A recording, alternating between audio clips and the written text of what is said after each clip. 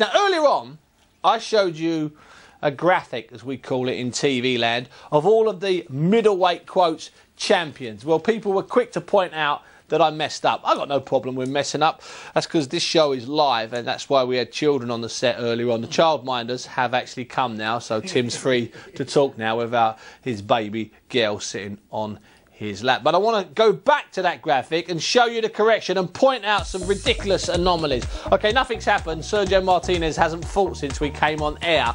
But you'll see there that Hassan Endam Njikan, he decided to vacate his interim WBA title, which I think he'd had for 3 years or 4 years and fought 3 times, to fight last weekend against Max Bursak, I think, who's an Ukrainian, unlikely name. And Njikan fought him for the interim WBO title. Now, the idea of an interim title, as Steve Dennis pointed out about half an hour ago, is that it keeps titles alive. However, this is bizarre. Okay, so it keeps titles alive. So if a champion hurts his leg and can't defend his title, people come up with an interim champion to keep the belt active. Wait for this.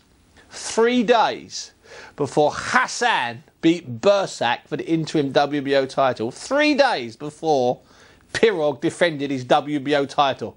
Now, in a week when there's been an awful lot of controversy and chaos in the world of boxing, I don't know about you, but I think that's close to that famous moment when I had to speak to Paco Valcarcel, who runs the WBO, about 10 years ago. I had to call him up and say, Paco, listen, I've seen this guy that's meant to be fighting Joe Calzaghe.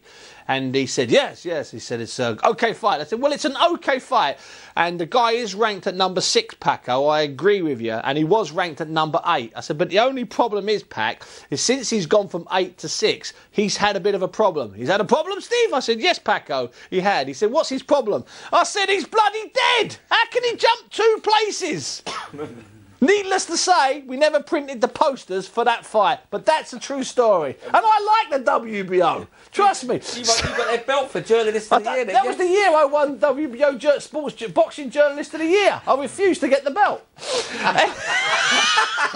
It was the interim one. You know, it was an interim. As Lillis pointed out, it was the interim one, and I wanted the diamond one. I said, I'll come back when you give me that diamond one, you brutes. Anyway, Steve-O, we've been asking for your fantasy middleweight title. All of that's true, by the way. I didn't invent that.